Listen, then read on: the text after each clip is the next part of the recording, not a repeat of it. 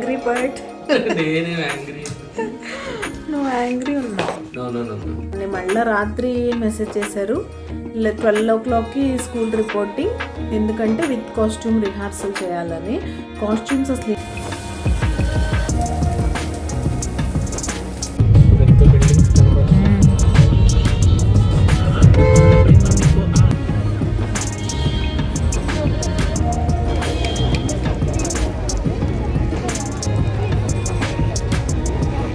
with Pampers. Hello అండి, నేను మీ Jyothi. Welcome back to my channel రిత్కతి స్వీట్ హోమ్. ఎలా ఉన్నారు మీ అందరూ? బాగున్నారా? నేను చాలా బాగున్నాను. ఈరోజు మీరు నా సాటర్డే రొటీన్ వ్లాగ్ అయితే చూస్తారు. నా సాటర్డే ఎలా గడిచింది, యాజ్ యూజువల్ పిండి దీపాలతో వెంకటేశ్వర స్వామి పూజ ఎలా చేసుకున్నాను ఏంటి అనేది ఈ వీడియోలో మీతో షేర్ చేస్తాను. అండ్ మా అమ్మాయి యాన్యువల్ డే కూడా ఉంది కాబట్టి ఆ విశేషాలు కూడా మీతో షేర్ చేసుకుంటాను.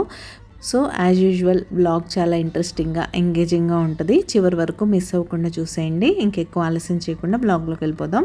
ముందుగా మార్నింగ్ క్లీన్ చేసేసుకొని గుమ్మం ముందు ముగ్గు అయితే పెట్టుకుంటున్నాను. చాలా రోజుల తర్వాత నాకు కలర్స్ దొరికాయి. మొన్నటి వరకు ఈ కలర్స్ దొరకక ఎల్లో రెడ్ పెట్టకపోతే అస్సలు ముగ్గు వేసిన ఫీలే రావట్లేదు. వన్స్ అలవాటు అయిపోతే ఏదన్నా ఒక పనికి మనకు అలానే అనిపిస్తుంది. ఇంతకీ మీకు ఎలాంటి ముగ్గులంటే ఇష్టం? మీరు రోజు గుమ్మం ముందు ముగ్గు పెట్టుకుంటారా లేదా అనేది నాతో కామెంట్ చేసేయండి. ఇదైతే ఫైనల్గా నా ముగ్గు చాలా సింపుల్గా పెట్టేశానులేండి, ఎందుకంటే ఇవాళ త్వరగా పనులన్నీ చేసుకొని మా అమ్మాయిని పంపించాలి. అదేంటి జ్యోతి ఈవెంట్ ఈవినింగ్ అన్నావు కదా అనుకుంటున్నారా? చాలా జరిగాయి, అవన్నీ నేను మీకు ముందు వ్లాగ్లో చెప్తూ ఉంటాను. ఇంకా పిండి దీపాలు ఎలా చేయాలి, మేము పూజ ఎలా చేసుకుంటాం అనేది చాలా షార్ట్స్లో అండ్ లాంగ్ వీడియోస్లో షేర్ చేశాను. కాబట్టి ఈరోజు మీతో ఒక ఇంపార్టెంట్ విషయం అయితే షేర్ చేసుకోవాలనుకుంటున్నాను. మన సబ్స్క్రైబర్ శ్రావణి గారు, షీ ఈజ్ ఫ్రమ్ బెంగళూరు. తను ఏమంటున్నారంటే ఉదయం ఎర్లీగా లేవడానికి ఏమన్నా టిప్స్ చెప్పమంటున్నారు. నేను చెప్పేవి టిప్స్ అని అయితే నేను అన్న కానీ ప్రాక్టికల్గా చెప్తాను.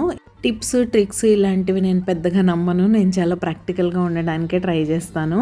యాజ్ యూజువల్ అందరూ చెప్పేదే.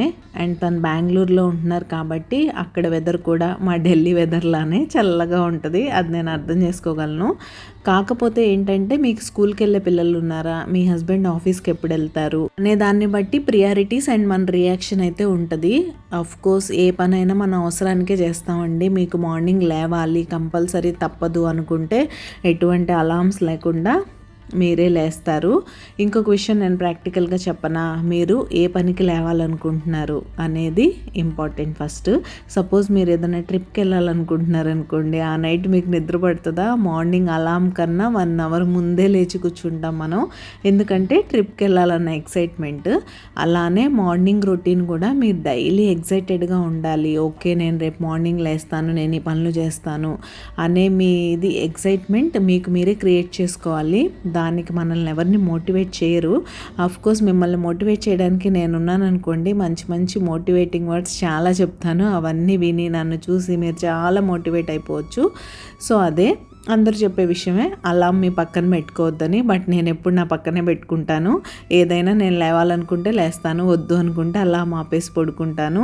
ఈ అలారం దూరంగా పెడితే కంపల్సరీ లేచి దాన్ని స్విచ్ ఆఫ్ చేయడానికి మనం నిద్ర లేస్తాం అనేది కూడా నాకు ఎందుకో పెద్దగా నమ్మాలనిపించదు. నేనైతే ఎప్పుడు ఫాలో అవ్వలేదు.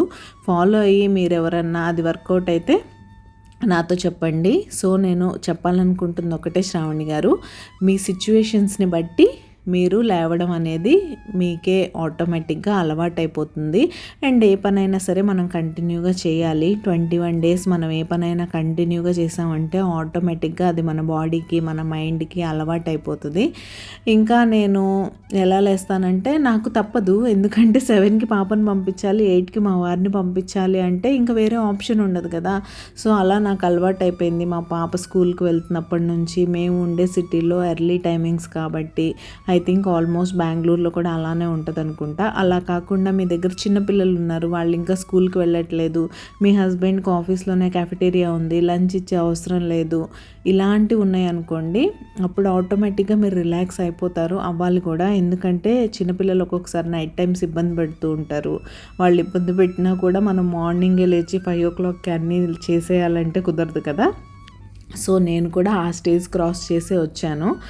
ఆ టైంలో ఎలా ఉండేదంటే నాగ్పూర్లో మా పాప ఇంకా స్కూల్కి వెళ్ళకుండా చిన్నపిల్లగా ఉన్నప్పుడు మా వారు అక్కడ ఆఫీస్కి కూడా 10 o'clockకి వెళ్ళేవాళ్ళు. అప్పుడు ఆబ్వియస్లీ నేను ఇంత ఎర్లీగా లేచేదాన్ని కాదు. పాప చిన్నగా ఉన్నప్పుడు అక్కడ నేను కూడా 7-7:30 అలా కొంచెం రిలాక్స్ అయ్యి లేస్తూ ఉండేదాన్ని. సో అది. ఇంకా మీకేమైనా డౌట్స్ ఉన్నాయా, నా దగ్గర నుంచి ఇంకేమైనా తెలుసుకోవాలనుకుంటున్నారా అనేది నాతో కామెంట్ చేయండి. హోప్ నేను మీ డౌట్స్ని క్లారిఫై చేశానని అనుకుంటున్నాను. సిచ్యువేషన్ని బట్టి యాక్ట్ చేసే వాళ్ళే హ్యూమన్ అండి. సో మన సిచ్యువేషన్స్ని బట్టి మనం రియాక్ట్ అయ్యి వర్క్ చేసుకుంటూ వెళ్ళిపోవడమే. అది ఆఫీస్ అయినా సరే, హోమ్ మేకింగ్ అయినా సరే అంతా ఒకటే. తక్కువ చేసి చూస్తారు కానీ ఆఫీస్లో ఉండే టార్గెట్స్కి హోమ్ మేకింగ్ ఏం తక్కువ కాదు. మనకుండే ఛాలెంజెస్ వేరుగా ఉంటాయి ఇంట్లో. ఆఫీస్లో వాళ్ళకుండే స్ట్రెస్ ఆఫీస్లో ఉంటుంది. ఇంకా ఫైనల్గా అన్నీ రెడీ చేసేసుకున్నాను. పిండి దీపాలు కూడా చేసేసుకున్నాను. మేమైతే పూజలో కూర్చున్నాం. చక్కగా వెంకటేశ్వర స్వామికి పూజ కూడా చేసేసుకున్నాం. మా అమ్మాయికి ఇంక ఈరోజు క్రికెట్కి పంపలేదు, ఎర్లీగా స్కూల్కి వెళ్ళాలి కదా అని. త్వరగా పూజ అయితే ఫినిష్ చేసుకున్నాం. మీరు కూడా నమస్కారం చేసేసుకోండి. ఆ గోవిందుడి ఆశీస్సులు మీ అందరికీ ఉండాలని మనస్ఫూర్తిగా కోరుకుంటున్నాను. Hello. Ready Yes. Ready shoe వేసుకో ఫాస్ట్గా. Okay. Hello Babu, happy weekend. Hello you angry bird. నేనే యాంగ్రీ. నువ్వు యాంగ్రీ ఉన్నావు. నో లేవా? I'm not angry. ఇప్పుడే అందరి మీద అరిచి ఏదో ఒకటి చేయకపోతే వాళ్ళు ఇష్టం వచ్చినట్టు చేస్తున్నారు స్కూల్ వాళ్ళు. ఓకే. ఏంటి బాబు, మనం ఫ్రస్ట్రేటెడ్ ఉన్నామని వాళ్ళకి తెలియాలి కదా. ఎందుకు ఫ్రస్ట్రేట్ అవ్వడం? వీకెండ్ కూడా పిల్లల్ని పొద్దున్నే పార్టిసిపేట్ చేయించకుండా ఉండాలి. ఎందుకు ఈవినింగ్ చేసేదానికి ఇప్పుడే హడావిడి. సరే ఓకే, లెట్స్ గో. బస్సు వచ్చేస్తుంది ఇప్పుడు. సో బస్సు ఎక్కిచ్చేస్తారు మన రవి గారు. మేమైతే ప్రశాంతంగా లంచ్ చేసి వెళ్ళొచ్చులే. నేనైతే వంట చేయాలి ఇప్పుడు. సరే తల్లి, ఓకే. అది పెట్టుకున్నావు తల్లి, హెడ్ బ్యాండ్. ష్యూర్. వాళ్ళు ఇంటికి వెళ్ళిపోతావా? ఇంటి లిఫ్ట్ ఇక్కడ ఉంటే అన్నీ చూసుకో. ఒకసారి పెట్టుకున్నావా? ష్యూరా? వాటర్ బాటిల్ పెట్టారా బాబు? Take care, see you there. Bye bye bye. వాళ్ళు అసలు మామూలు టార్చర్ కాదు. 6 o'clock ఈవెంట్ అంటే 6 to 7 actual performance, 5 to 7 event అనుకోండి. 1:30 దే రిపోర్టెడ్ స్కూల్ అన్నారు. సరే ఓకే, మంచిగా లైట్గా లంచ్ చేసి వెళ్ళిపోద్దులే అని అనుకున్నాం మేము కూడా. ఇంకా దాన్ని మళ్ళీ రాత్రి మెసేజ్ చేశారు 12 o'clockకి స్కూల్ రిపోర్టింగ్. ఎందుకంటే విత్ కాస్ట్యూమ్ రిహార్సల్ చేయాలని. కాస్ట్యూమ్స్ అసలు ఇంటికి కూడా ఇవ్వలేదు. అదేమంటే మీరు ఇంట్లో ఏదో ఒకటి పడేసుకుంటారు అని చెప్పారంట. 1500 పే చేసి ఇప్పటివరకు కాస్ట్యూమ్ చూడడం కూడా చూడలేదు. అట్లా ఉంటుంది స్కూల్ వాళ్ళతో. మళ్ళీ ఇంట్లో మేకప్ చేసి పంపించమంటున్నారు. కాస్ట్యూమ్ కలర్ ఏంటో తెలియకుండా, ఎలా ఉంటుందో తెలియకుండా ఎలా మేకప్ చేస్తాం అసలు. సో నేను నేరేషన్లో ఉంది కాబట్టి బేసిక్ లైట్ మేకప్పే. So compact and eye shadow palette, brushes and అవైతే పెట్టి పంపించాను. కోంబ్, హెయిర్ కూడా అంతే, loose hair with head band white colour అట. అవన్నీ రెడీ అయ్యి వెళ్ళిపోయింది మొత్తానికి. అలా ఉంటుంది స్కూల్ వాళ్ళు. ఏంటో బాగా అసలు ఇరిటేట్ చేసేస్తారు. అసలు విషయం చెప్పడం మర్చిపోయాను. 12 o'clockకి రమ్మన్నారు కదా. డైలీ 8:30 స్కూల్కి 7:55కి వస్తుంది బస్సు. ఈరోజు సాటర్డే, ప్లస్ ఈ టైంలో అసలు ట్రాఫిక్కే ఉండదు. ఇక్కడ నుంచి 10 minutes డిస్టెన్స్ అని చెప్పాను కదా స్కూలు.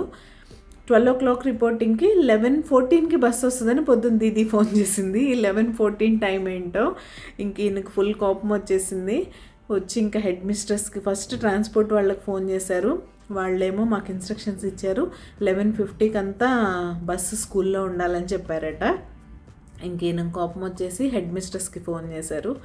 ఫోన్ చేసి అడిగారనమాట, ఇలా 10 minutes డిస్టెన్స్ మా దగ్గర నుంచి స్కూలు, ఇంకా మన తర్వాత ఒక్క పికప్ ఉంటుంది అంతే, ఇంకెవరు లేరు. ప్లస్ ఈరోజు ఆ పికప్ ఉండదు, రెగ్యులర్ స్కూల్ కాదు కాబట్టి, ఓన్లీ 5th standard పిల్లలదే కదా యాన్యువల్ పర్ఫార్మెన్స్. కాబట్టి ఇంకా ఎందుకు 11:40కి వస్తే చాలు కదా. అట్లీస్ట్ 11:30 మేము ఎక్స్పెక్ట్ చేసాం. 12 o'clock స్కూల్ అంటే దీది ఫోన్ చేసి 11:14 అనగానే ఫుల్ ఇరిటేషన్ వచ్చింది. అది కూడా పొద్దున్న చేసింది.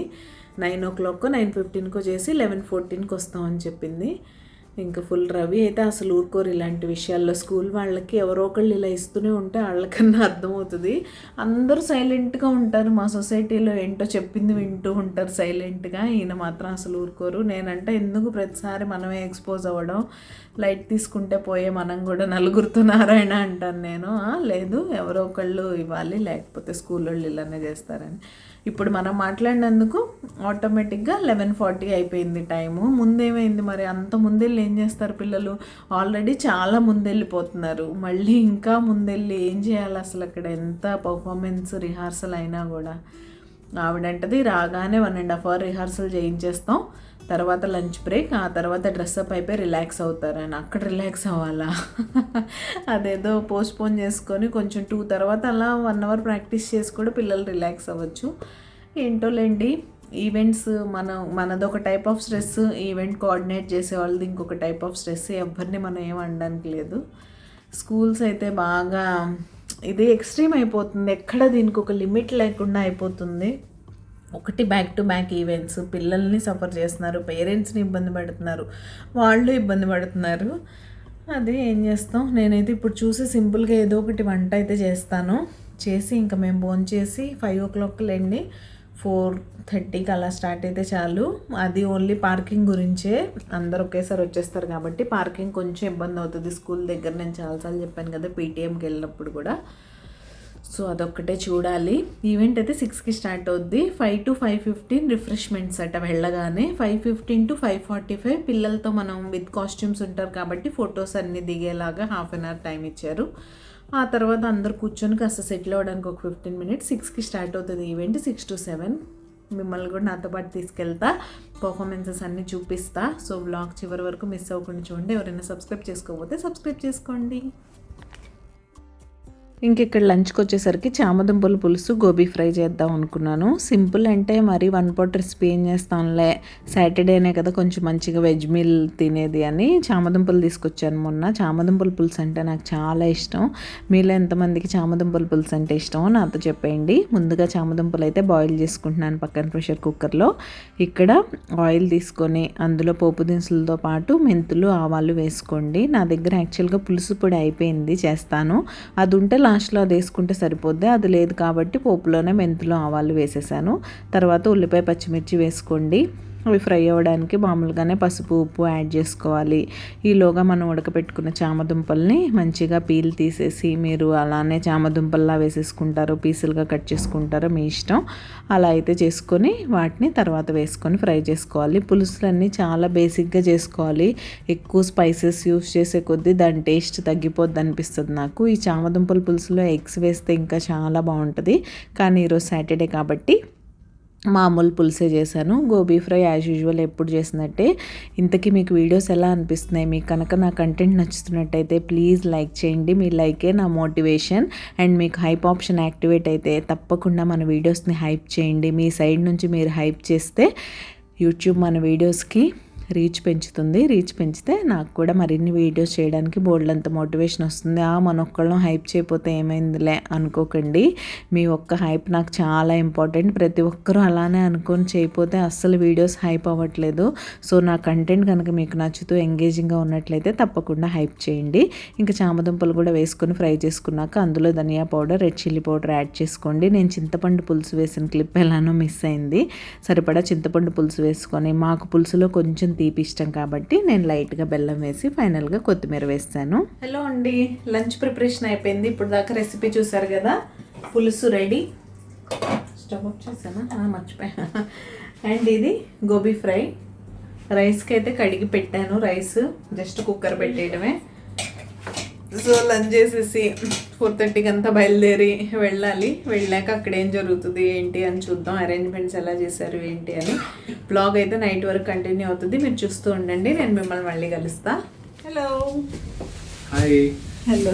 ఎలా స్టార్ట్ అయిపోయింది చూసారా? చలి ఫుల్ చలి బాగా పెరిగిపోయింది. We're all ready for the programme.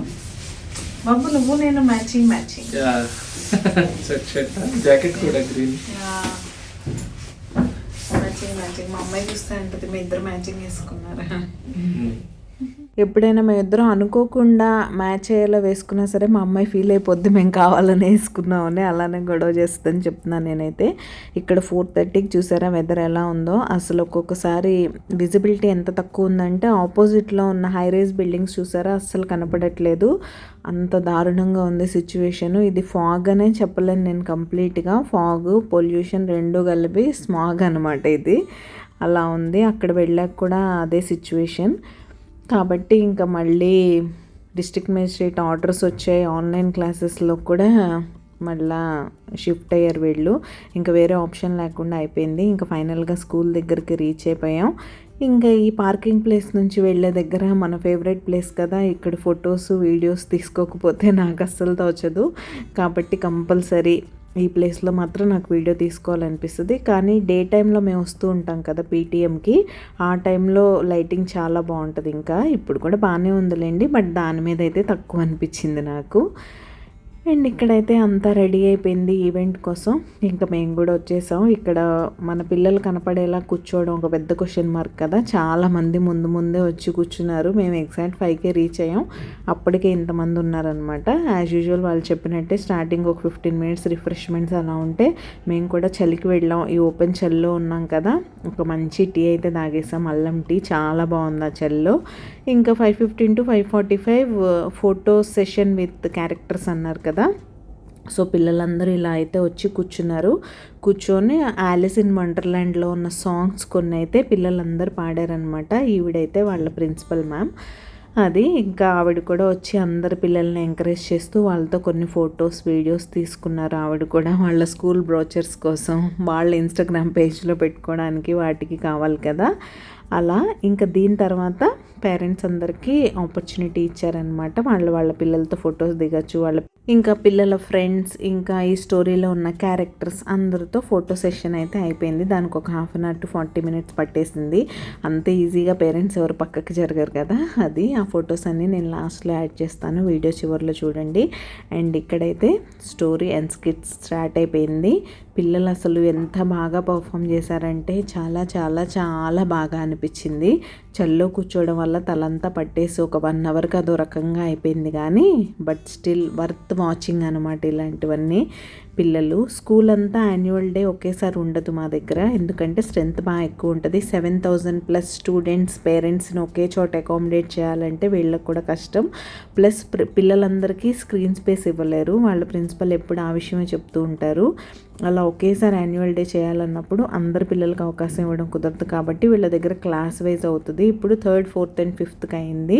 Thursday నుంచి స్టార్ట్ చేశారు. థర్స్డే రోజు 3rd standard, ఫ్రైడే రోజు 4th అండ్ ఈ సాటర్డే రోజు 5th standard పిల్లలది అనమాట. అంటే ప్రైమరీ స్కూల్ ఇంకా కంప్లీట్ చేసేసారు. తర్వాత ఇంకా మిగతా పిల్లలది ఎప్పుడో ఉంటుంది. ఇంకా అలా పిల్లలందరూ ఒకళ్ళ తర్వాత ఒకళ్ళు ఎంటర్ అవుతూ ఉంటే ఈ కలర్ఫుల్ కాస్ట్యూమ్లో, చెప్పాను కదా ఈసారి ఫస్ట్ టైం అనమాట కాస్ట్యూమ్ ఇంటికి రాకపోవడం, డైరెక్ట్ స్టేజ్ మీద చూసే వరకు మా పాప ఏ కాస్ట్యూమ్ వేసుకుంటుంది అనేది కూడా తెలియకపోవడం. నేనైతే చాలా ఎక్సైట్ అయ్యాను. అండ్ రిత్కృతి ఆబ్వియస్లీ నేరేషన్లో ఉంది కాబట్టి తన సైడ్ నుంచి తనైతే బెస్ట్ ఇచ్చింది. ఇక్కడ కూడా నేను మీకోసం క్లిప్ యాడ్ చేస్తాను. సో పాప ఎలా పర్ఫామ్ చేసింది ఏంటి అనేది నాతో షేర్ చేసుకోవడం మర్చిపోకండి. మీ లవ్లీ కామెంట్స్ కోసం నేనే కాదు, తను ఉన్న వీడియో ఏదున్నా సరే మా అమ్మాయి కామెంట్స్ చూస్తూ ఉంటుంది. ఎవరైనా నా గురించి కామెంట్ చేశారా మమ్మ అని, అలా ఉంటుంది పిల్లలతో. అసలు ఇంకా మామూలు కలర్ఫుల్గా లేదు. ఇది చూస్తున్నంతసేపు అయితే చాలా బాగా అనిపించింది, అంటే ఇంకొంతసేపు ఉంటే బాగుండని. బట్ వెదర్ అసలు సపోర్ట్ చేయలేదు కదా, ఆ విషయంలో మాత్రం అబ్బా ఎంత చలిగా ఉందా అనిపించింది. Strange hallway filled with many tiny doors. Some were red, some were blue, and some were decorated with patterns. But none of them were big enough for her to enter.